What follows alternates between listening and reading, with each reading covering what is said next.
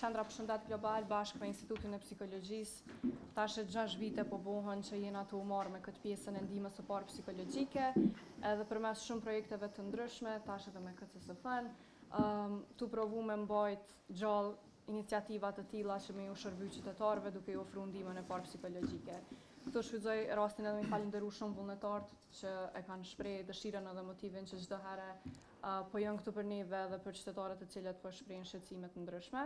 Edhe po shpresoj shumë që ka më shku mirë edhe mbar krejt puna me faqen edhe qysh ka shku dhe tash, po na prifte mbara edhe tutje.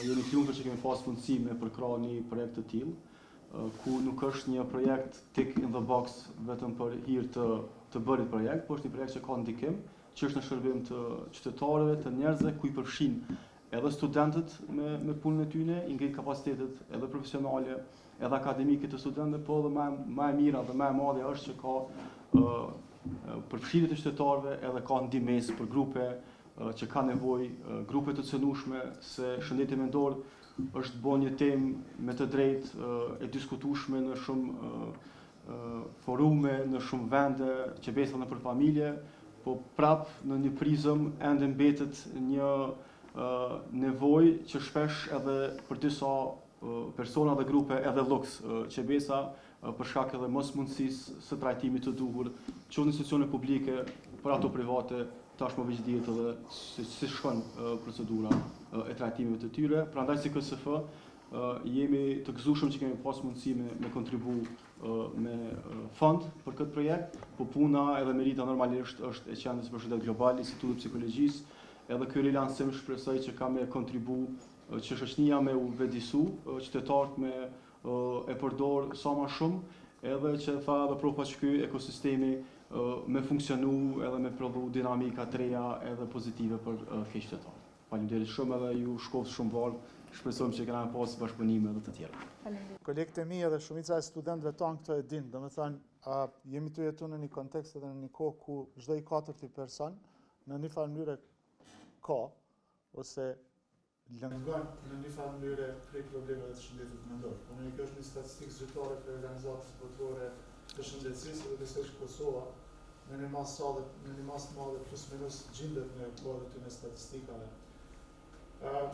Historia jonë lidhet me Covidin në një farë mënyrë fillimin e faqes. Vetëm ju ndodh një indikacion, këtu është statistika për tentim vetvrasjet edhe ideacionet për vetvrasje edhe tentim vetvrasja si statistikë.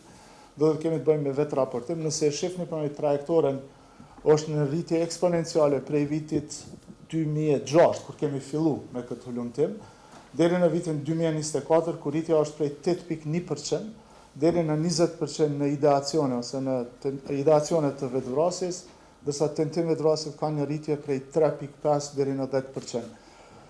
Këto pe të tregoj, jo me ndjell frikë, nuk o ideja me ndjell frikë, po është vetëm një indikacion që Kosova nuk është përjashtim prej trendeve globale, ose për kësaj them për një epidemie të problemeve të shëndetit mendor që është duke ndodhur. Edhe mos harrojmë që për një fenomeni vetvrasjes nuk është çrregullim, nuk është smundje, po është më shumë tregues që në shoqërinë tonë, gjithsesi tek adoleshentë tonë, në një farë mënyrë i kemi prezente posaçërisht smundjet internalizuese që kanë bënë me çrregullimet e ankthit, depresionit si prezente si simptomatologji. Për shëndetin mendor në Kosovë, po më nuk kam nevojë me fol shumë. Domethënë, ndoshta kjo logjika e ekonomisë midis nevojës edhe ofertës ose furnizimit është një diskrepancë shumë e madhe. Do thotë nevoja edhe furnizimi, për më është një diskrepancë jashtëzakonisht e madhe. Edhe synimi janë është spaku këtë kanar, që se më thonë pak me ndryshu kakahja e ofertës, që është e mangët në Kosovë.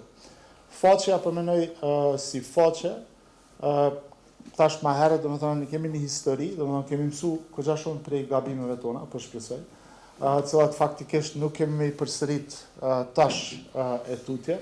Edhe kjo e ka një histori prej periudës pandemisë, shkurta këtu, me i para, sa vjetë e vjenë?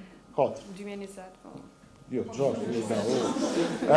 Po edhe kemi kapitalizu, dhe thëtë, në punime shkencore në raport me përvojën që e kemi pas, edhe besoj që qenorit si Instituti Psikologjisë, partner me qenën e shëndetit global, interesi jonë është edhe hulumtimi. Do të një pjesë përmendej e materialeve që do të gjenerohet prej faqes, për qëllimin tonë është të bëjmë hulumtim edhe të përmirësojmë shërbimet që do të ofrohen. Po ashtu një risi që është në faqe, do të jemi të pilotu edhe me inteligjencën artificiale, me cilën kemi fillu pak me eksperimentu gjatë Sunny Hillit festivalit, ku kemi marrë një feedback relativisht pozitiv, e tash kemi të tentu me zbatu ose me rizbatu në kuadrë të faqes që kemi me rilancu. Do me thënë, përmes Institutit Psikologjisë kemi të zhvillu edhe një hulumtim bashkëpunim me UNICEF-in ose për UNICEF-in për hargjimin e shërbimeve të shëndetit mendor të fëmijëve dhe adoleshentëve në Kosovë. Një sen gjetje kryesore kështu sneak preview më dhënë.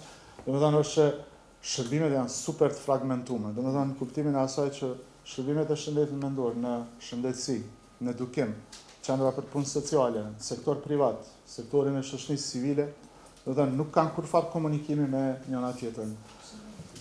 Synimi ynë, do të thënë si shëndet mendor.org është me qenë mes tyne. Do të thotë është një farë mënyrë qytetarin me orientu, eventualisht në kuadër se ku mundet me ofru ose me marrë shërbime, aq sa kemi në kuadër të këtij sistemi të fragmentum.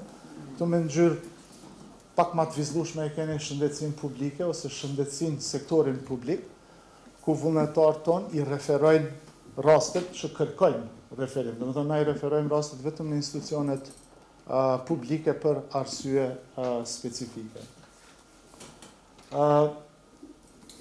Për fund, do të thonë ne jemi të lumtur që po rifillojmë këto.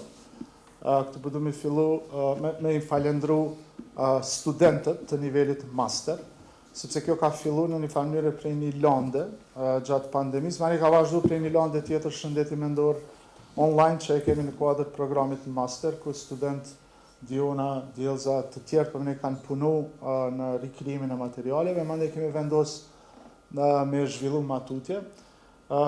Çka të presim tutje me ndodh, është mendojmë me i standardizu shërbimet në chat.